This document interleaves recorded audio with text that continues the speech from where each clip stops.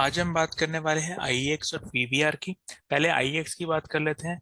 Last analysis में हमने कहा था कि प्राइस यहाँ पे एक करेक्टर स्ट्रक्चर बना सकती है, और अगर इसने एक करेक्टर स्ट्रक्चर बनाया तो ओवरफॉल एक्सपेक्ट कर सकते हैं। तो आज अगर आप देखें, सबसे पहले 5 मिनट के चार्ट में ये यहाँ पे एक ब्रेकआउट आया था। बट हमने क्योंकि बताया था कि अगर इस पॉइंट के ऊपर प्राइस नहीं निकलता और टाइम लेता है तो ये करेक्टर स्ट्रक्चर ही बन जाएगा।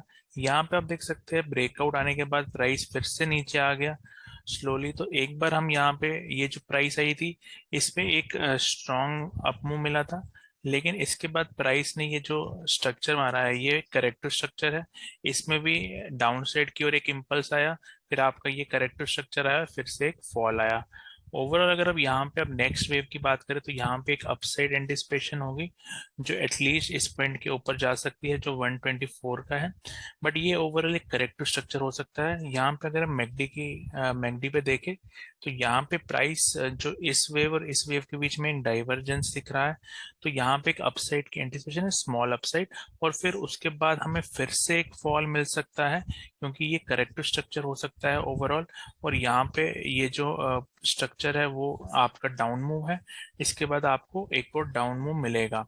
और फिर अगर हम 30 मिनट्स की बात करें, यहाँ पे प्राइस ने ट्रेंड लाइन जो थी वो ब्रेक कर ली है।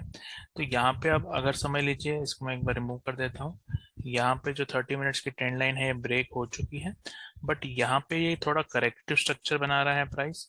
तो यहाँ पे ये करेक्टिव स्ट्रक्चर बनाने के बाद एक बार प्राइस फिर से इस पॉइंट के नीचे जा सकती है। और फिर यहाँ पे अगर ऐसा यही स्ट्रक्चर होता है तो फिर हम एक साइड एक बार फिर से इस पॉइंट के ऊपर जा सकते हैं। बट ये थोड़ा मुझे अभी करेक्टिव स्ट्रक्चर लग रहा है ये ओवरऑल। और फिर इस स्ट्रक्चर को पूरा करने के बाद हम एक बार फिर से नीचे जा सकते हैं। हमें इस की एनालिसिस आगे करेंगे कि हमें यहाँ पे कोई बुलिश मोमेंटम दिखता है तो हम इसको बदलेंगे। बट ओवरऑल यहाँ पे बेरिश प्राइस एक्शन ही लग रहा है मुझे, क्योंकि अगर आप डेली 4 आवर की बात कर लेते हैं एक बार, तो यहाँ पे ये जो अपमूव मिला था, तो ये करेक्ट, जो ये हमें डाउन मूव मिला ये करेक्टिव मिला। बट इसके बाद जो ये अप मूव मिल रहा है वो भी इतना स्ट्रांग नहीं मिल रहा। तो यहाँ पे अगर स्ट्रांग मूव मिलता तो हमें थोड़ी ज्यादा पॉसिबिलिटी थी कि ये अपसाइड वाला, बट ये करेक्टिव मूव ही लग रहा है। तो विच मीन्स अगर ये करेक्टिव मूव कंटिन्यू करता है तो यहाँ पे और फॉल आ सकता है। अगर प्राइस यहाँ पे मोमेंटम पिक कर लेती है कुछ अगले मंडे को या ट्यूसडे को, तो फिर हम देखते हैं इसको, व्यू को बदलेंगे। बट एज ऑफ नाउ ये करेक्टिव लग रहा है, और फिर और फॉल आएगी बिफोर ये अप मूव की जो हम एक्सपेक्ट कर रहे हैं। तो अब बात करते हैं पीवीआर की। तो पीवीआर के एनालिसिस में हमने कहा था यहाँ पे प्राइस एक बार अप मूव देगी, बी वेव कंप्लीट करेगी, फिर फॉल आएगा सी वेव को, और फिर से एक अपसाइड आएगा जो इस इम्पल्स का अपसाइड होगा। यहाँ पे आज अगर आप देखेंगे प्राइस, ये 1 मिनट का चार्ट है, ये मैं दिखाना चाहता हूँ क्या हुआ। पहले आपको ये वेव जो थी, यहाँ पे मार्केट चालू हुई, यहाँ से एक अपसाइड आया प्राइस में। बट फिर आप देख सकते हैं एक रिवर्सल आ गया। बट ये रिवर्सल एक फेलियर था सी का, क्योंकि अगर आप सी को, नॉर्मली क्या होता है, ए के नीचे जाना होता है। ये हमारी ए वेव थी, ये फिर हमारी बी वेव थी, और यहाँ पे एक सी वेव जो थी वो उसके नीचे आना था। बट यहाँ पे एक सी फेलियर होके प्राइस ने फिर से एक रिवर्स मार लिया, विच मीन्स यहाँ पे ये करेक्ट स्ट्रक्चर पूरा हो गया यहीं पे, क्योंकि ये जो सी वेव थी वो फेलियर थी इसमें। अब इसके बाद क्या हुआ, यहाँ पे जो हमें इम्पल्स मिला उसमें भी आप देख सकते हैं, जो ये ए बी और यहाँ पे जो सी लगा वो भी एक फेलियर था, क्योंकि यहाँ पे ए के नीचे नहीं आया। तो यहाँ पे भी सेम हुआ, यहाँ पे भी सेम हुआ, फिर यहाँ पे एक स्ट्रॉन्ग इम्पल्स मिला हमें। तो यहाँ पे ओवरऑल जो आज प्राइस एक्शन हुआ वो काफी स्ट्रॉन्ग हुआ, क्योंकि हमने ये अपमूव तो एक्सपेक्ट किया था कि अपमूव आएगा। बट हम यहाँ पे एक्सपेक्ट कर रहे थे कि करेक्शन भी थोड़ा नीचे तक आएगा, बट वो नहीं हुआ, और यहाँ पे करेक्शन यहीं पे रुक के एक स्ट्रॉन्ग अपमूव हो गया। अब यहाँ पे क्या पॉसिबिलिटीज है, अगर हम अपनी ट्रेंड लाइन की बात करें, हमारे पास ट्रेंड लाइन ये रह गई है।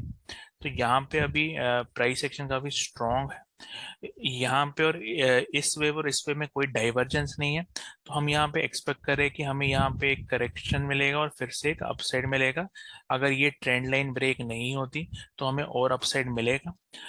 अगर हम इसको एक बार मैं इसको 4 आवर्स में कन्वर्ट कर लेता हूँ, तो यहाँ पे मैं आपको एक चीज़ और बताना चाहता हूँ कि अगर आप यहाँ पे एक पैरेलल चैनल ड्रॉ करते हैं, जो पैरेलल चैनल होता है, तो हम यहाँ पे अगर ड्रॉ करें तो ओवरऑल प्राइस इसी रेंज में रहा है। तो अभी क्योंकि ये पैरेलल चैनल के अंदर ही है प्राइस, तो ये एक करेक्शन हो सकती है। और यहाँ पे अगर आप इसको देखें, इस और इस वेव में एक डाइवर्जेंस है, विच मींस ये एक वेव है, ये एक वेव है, इसके बीच में आपका ये करेक्टर स्ट्रक्चर था जो हमने पहले बात की थी, एक्सपेंडिंग फ्लैट। तो ये एबीसी हो सकता है, विच मीन्स यहाँ पे जब ये ट्रेंड लाइन ब्रेक होगी तो एक करेक्शन आएगी। तो ये अगर इसमें मोमेंटम पिक नहीं होता, क्योंकि ये इस रेंज इस पे अटक रहा है, तो इसको इस पॉइंट के ऊपर मैकडी को जाना पड़ेगा अगर इसमें और ऊपर जाना है। अगर आप डेली चार्ट में आते हैं यहाँ पे, तो हमें सीधा सीधा एक रेजिस्टेंस दिख रहा है प्राइस का, जो ये लेवल का है। बट इसमें कुछ चीज़ें अच्छी हो रही है, जैसे वॉल्यूम पिकअप हो रहा है। यहाँ पे आप देख सकते हैं स्ट्रॉन्ग वॉल्यूम पिकअप हुआ है। जो ये पुल बैक आया था उसमें वॉल्यूम ड्रॉप हुआ था, यहाँ पे वॉल्यूम पिक हुआ है। तो ये रेंज में है अभी स्टॉक। अभी यहाँ पे अगर समझ लीजिए और नीचे आता है थोड़ा low volume on back of low volume, तो वो भी बुलिश होगा। और फिर यहाँ पे जैसे ये ब्रेकआउट आएगा, तो यहाँ वॉल्यूम पिकअप होगा, तो वहां पे आप इसमें एंट्री ले सकते हैं, क्योंकि ये सारे बुलिश साइन ही है। यहाँ पे अब हाई वॉल्यूम था, बट वो आप देख सकते हैं कैंडल में विक थी। तो ये सारे छोटे मोटे एक्यूमुलेशन के साइंस है। बट यहाँ पे हमें इस रेंज के बाहर जाना, प्राइस को जाना पड़ेगा। तो फिर हम कुछ अपसाइड एंटिसिपेट करेंगे, तो हम इसको कंटिन्यू करेंगे अगले हफ्ते कि हम कैसे ये परफॉर्म करता है।